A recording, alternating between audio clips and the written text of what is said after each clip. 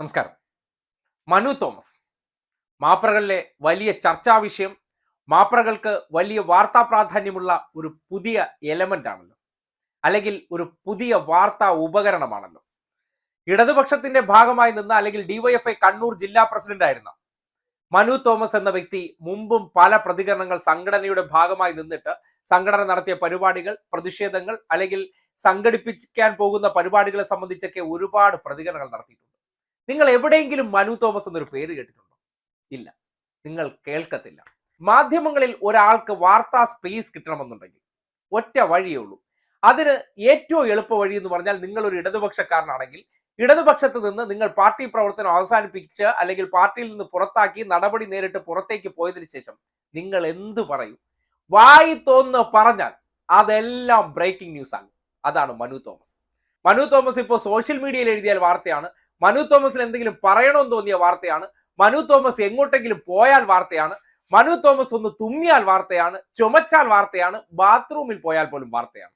അതാണ് ഇന്നിപ്പോ മനു തോമസിന്റെ ന്യൂസ് വാല്യൂ. ഒറ്റ കാര്യമുള്ളൂ, CPM-നെതിരെ സംസാരിക്കുന്നുണ്ട്. പ്രത്യേകിച്ച് CPM-ന്റെ കണ്ണൂർ രാഷ്ട്രീയത്തിനെതിരെ വാളോങ്ങാൻ കിട്ടിയ ഒരു അവസരം, അതിന് കിട്ടിയ ഒരു കച്ചിത്തുരുമ്പാണ് ഈ പറയുന്ന മനു തോമസ്. വിഷയത്തെക്കുറിച്ച് വളരെ കാര്യമായിട്ട് അന്വേഷിച്ചു. ആരാണ് മനു തോമസ്, എന്തുകൊണ്ട് ഇതൊക്കെ പറയുന്നു എന്നതിനെ സംബന്ധിച്ചൊക്കെ ഒരു അന്വേഷണം നടത്തിയപ്പോൾ കാര്യങ്ങളെക്കുറിച്ച് നല്ല ബോധ്യപ്പെട്ടിട്ടുണ്ട്. അതായത് ഈ അധികാരത്തിന്റെ കെറിവും മറ്റൊരു രാഷ്ട്രീയ പാർട്ടിയുമായി കൂട്ടുകച്ചവടം നടത്തിയാൽ എന്താകും, അതാകും മനു തോമസ്. അത്രയേ ഉള്ളൂ അതിന് ഉത്തരം. കാര്യം ജൂനിയർ ആയിട്ടുള്ള ഒരാൾ അയാളുടെ കഴിവ് കൊണ്ട് പല പദവികളിലേക്ക് അദ്ദേഹം എത്തിപ്പെടുകയാണ്. അതാണ് എം ഷാജിർ എന്ന തന്നെക്കാൾ ജൂനിയർ ആയിട്ടുള്ള ഒരു കേഡർ. അദ്ദേഹത്തിന്റെ പ്രവർത്തന മികവ് കൊണ്ടും അദ്ദേഹത്തിന്റെ പ്രസംഗ ശൈലി കൊണ്ടും പാർട്ടിക്ക് വേണ്ടിയുള്ള ഇടപെടലൊക്കെ കൊണ്ട് അദ്ദേഹം വളരെ പെട്ടെന്ന് ചില സ്ഥാനമാനങ്ങളിലേക്ക് എത്തിപ്പെടുകയാണ്. അങ്ങനെയാണ് ഡിവൈഎഫ്ഐയിൽ ഇദ്ദേഹം കണ്ണൂർ ജില്ലാ പ്രസിഡന്റും ഷാജിർ സെക്രട്ടറിയുമാകുന്നത്. അതിനുശേഷം അദ്ദേഹത്തിന് യുവജന കാര്യത്തിന്റെ ചുമതല കൊടുക്കുന്ന സാഹചര്യം ഉണ്ടായി. ഇതുകൂടെ ആയപ്പോ മനു തോമസിന്റെ പിടിവിട്ടു പോകുന്ന സാഹചര്യം ഉണ്ടായി. ഈ അധികാരത്തിന്റെ ഒരു കെറിവുണ്ട്. ആ കെറിവാണ് ഇപ്പോ ഈ പൊട്ടി ഒലിച്ചുകൊണ്ടിരിക്കുന്ന ഒരു കാര്യം മാധ്യമങ്ങളിലൂടെ വാർത്ത വരുമ്പോൾ അദ്ദേഹം വല്ലാതെ ഇപ്പോ എനിക്ക് വല്ലാത്ത സ്പേസ് കിട്ടി, എനിക്ക് എവിടെയെങ്കിലും പോയി കഴിഞ്ഞാൽ ഞാൻ ഇതോടുകൂടി നിന്ന് പിഴയ്ക്കുമെന്നൊക്കെ കരുതുന്നുണ്ട്. പഴയ ഇതുപോലുള്ള ഒരാളുടെ ഒരു നീണ്ട ലിസ്റ്റ് അങ്ങോട്ട് എടുത്ത് പരിശോധിക്കുക, അവരൊക്കെ ഇപ്പൊ എവിടെയാണെന്നുള്ളത്. അതായത് ഈ ചണ്ടിയായി മാറും കുറച്ച് ദിവസത്തിനകത്ത്. അതായത് ഒരു പുതിയ കച്ചിത്തുരുമ്പിനെ കിട്ടുന്നവരെ അല്ലെങ്കിൽ പുതിയ ഒരു വാർത്താ കഷ്ണത്തിനെ കിട്ടുന്നത് വരെ ഇതിനെ കൊണ്ട് നടക്കും. അത്രയേ ഉള്ളൂ. മറ്റൊരു ചട്ടി മറിയായിട്ടോ അല്ലെങ്കിൽ മറ്റൊരു മുണ്ടുപൊക്കി യദുവിനെ പോലെ തന്നെ ചവച്ച് തുപ്പി എടുത്ത് കളയാൻ വേണ്ടി മാപ്രകൾ ഉപയോഗപ്പെടുത്തുന്ന ഒരു മുരിങ്ങാക്കോലാണ് ഈ പറയുന്ന മനു തോമസ്. അദ്ദേഹത്തിന്റെ പാർട്ടി പ്രവർത്തനവും അദ്ദേഹത്തിന്റെ പ്രവർത്തന മേഖലയൊക്കെ കുറിച്ച് പരിശോധിച്ചപ്പോൾ കഴിഞ്ഞ ദിവസം തന്നെ കണ്ണൂർ ജില്ലാ സെക്രട്ടറി ആയിട്ടുള്ള MV ജയരാജൻ പറഞ്ഞു, ഇദ്ദേഹം മെമ്പർഷിപ്പ് ഒന്നും പുതുക്കാതെ പാർട്ടിയിലെ പരിപാടികൾ പങ്കെടുക്കാതെ സജീവ സാന്നിധ്യമില്ലാതെ മാറി നിൽക്കുന്നതുകൊണ്ട് തന്നെ ഇദ്ദേഹത്തെ ഒഴിവാക്കിക്കൊണ്ട് പുതിയ ആളെ നിയമിച്ചു. അവിടെ നിന്നാണ് ഇദ്ദേഹത്തിന്റെ പ്രകോപനം പൊട്ടി ഒലിച്ചു തുടങ്ങിയത്. പ്രകോപനം ഉണ്ടാകാൻ കാരണം താൻ ഒരു വിമതനായിട്ട് മാറി നിൽക്കും, തന്റെ പിന്നാലെ നടക്കട്ടെ, അങ്ങനെ തന്നെ എല്ലാ കാലവും നിലനിർത്തുമെന്ന് കരുതി. പക്ഷേ ആവശ്യം പോലെ ഇദ്ദേഹത്തെ നിർബന്ധിച്ചു, നിങ്ങൾ വന്ന് സഹകരിക്കണം, പാർട്ടിയുടെ മെമ്പർഷിപ്പ് പുതുക്കണം. 2-3 മാസം മുന്നേ അതിന്റെ സമയമായിരുന്നു. അദ്ദേഹം മെമ്പർഷിപ്പ് പുതുക്കിയില്ല, ഞാൻ ഇങ്ങനെ തന്നെ തുടരുമെന്നുള്ള ഒരു മനോഭാവത്തിൽ. കാര്യം ചിലർക്കൊക്കെ ഒരു തോന്നൽ വരും, ഞാൻ എന്താണ് മുടിചൂടാ മന്നനാണെന്ന് തോന്നും. പക്ഷേ ഇടതുപക്ഷ രാഷ്ട്രീയത്തെ സംബന്ധിക്കുന്നിടത്തോളം മുമ്പ് പിണറായി പറഞ്ഞൊരു കാര്യമുണ്ട്. അതായത് ഈ കടലിൽ കിടക്കുമ്പോഴാണ് ആ വെള്ളത്തിന് തിരയുണ്ടാകുന്നത്. അതൊരു ബക്കറ്റിലേക്ക് കോരി എടുത്തു കഴിഞ്ഞാൽ വെറും വെള്ളമായിട്ട് നിലനിൽക്കും. അതുകൊണ്ട് ഇപ്പൊ മനു തോമസിന് കിട്ടുന്ന പ്രിവിലേജ് അല്ലെങ്കിൽ സ്വീകാര്യത എന്ന് പറഞ്ഞാൽ ആ കടലിൽ കിടന്നതിന്റെ ഒരു സ്വീകാര്യതയാണ്. അതിപ്പോ കഴിയുന്ന ഒരു സാഹചര്യം ഉണ്ടാവും. പിന്നെ ഒരു പട്ടിയും തിരിഞ്ഞു നോക്കില്ല. പിന്നെ ഇദ്ദേഹത്തെ കുറിച്ചൊക്കെ അന്വേഷിച്ചു, എന്താണ് ഇദ്ദേഹത്തിന് ഇങ്ങനെ അസംതൃപ്തി ഉണ്ടാകാനുള്ള കാരണം. അത് ഷാജിർ എന്നൊരു വ്യക്തിയോടുള്ള വല്ലാത്ത അസഹിഷ്ണുതയാണ്. ഷാജിറിന് ചില വച്ചടി കയറ്റം ഉണ്ടാകുന്നു, എനിക്കത് ഉണ്ടാകുന്നില്ല എന്നുള്ള കെറിവിപ്പാകാനാണ് സാധ്യത എന്നാണ് പൊതുവെ ഉള്ള കണ്ണൂരിലുള്ള പല നേതാക്കന്മാരുടെ അഭിപ്രായം. അല്ലാതെ മറ്റൊരു പ്രശ്നം ഇവർ തമ്മിലില്ല. കഴിഞ്ഞ കുറെ കാലമായിട്ട് ഷാജിറിനോടുള്ള അസഹിഷ്ണുത ഉള്ളത് കൊണ്ട് അദ്ദേഹത്തിന്റെ പേരിൽ പല കാര്യങ്ങൾ പറയുന്നുണ്ട്. ഏഷ്യാനെറ്റിലെ നൗഫൽ ബിൻ യൂസുഫ് ആണ് ഇദ്ദേഹത്തിന്റെ മറ്റൊരു മനസാക്ഷി സൂക്ഷിപ്പുകാരൻ. ആ നൗഫലിനെ ഒന്ന് ഇംപ്രസ് ചെയ്യിക്കാൻ വേണ്ടി പാർട്ടിയെ സംബന്ധിച്ചുള്ള ചില വാർത്തകൾ ചോർത്തി കൊടുക്കുന്നു. ഷാജിറിനെതിരെ വാർത്ത കൊടുത്തൊക്കെ ഇദ്ദേഹം വാർത്ത അടുപ്പിച്ച് മിടുക്കനായിട്ട് മാധ്യമങ്ങളുടെ ഇടയിൽ ഒരു സ്വീകാര്യനായി മാറുകയാണ്. ഇതും പോരാഞ്ഞിട്ട് ഇദ്ദേഹത്തിന് അവിടെ ജ്യൂസ് ബിസിനസ് കടകളുണ്ട് കണ്ണൂർ കേന്ദ്രീകരിച്ച്.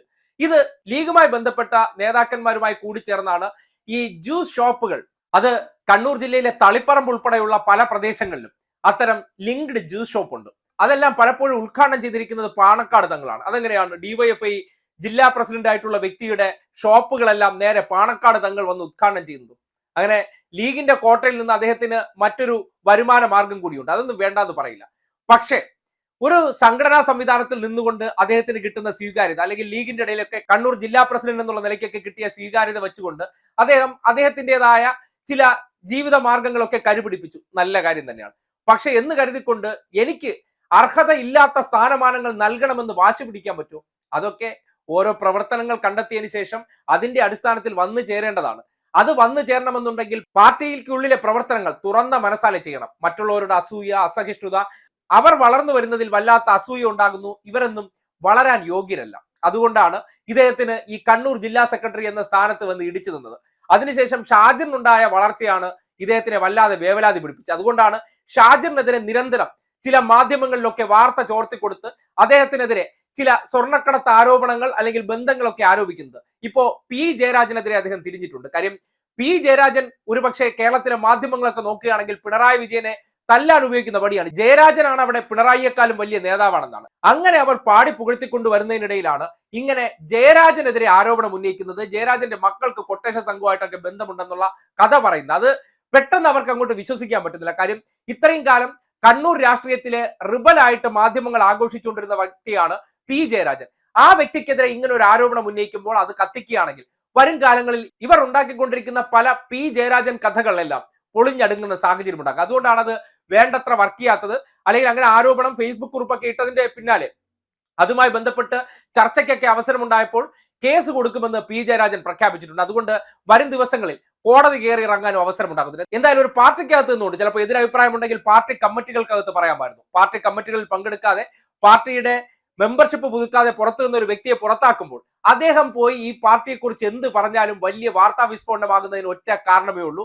ഇടതുപക്ഷത്തിനെതിരായ വാർത്ത ഈ നാട്ടിൽ ഏത് ഊള പറഞ്ഞാലും അത് വാർത്തയാകുമെന്നുള്ളത് കൊണ്ടാണ് അത് മനു തോമസ് പറഞ്ഞതുകൊണ്ടും വാർത്തയായി മാറിയത് എന്ന് കരുതിക്കൊണ്ട് മനു തോമസ് ഊള എന്നല്ല ഉദ്ദേശിച്ചത്.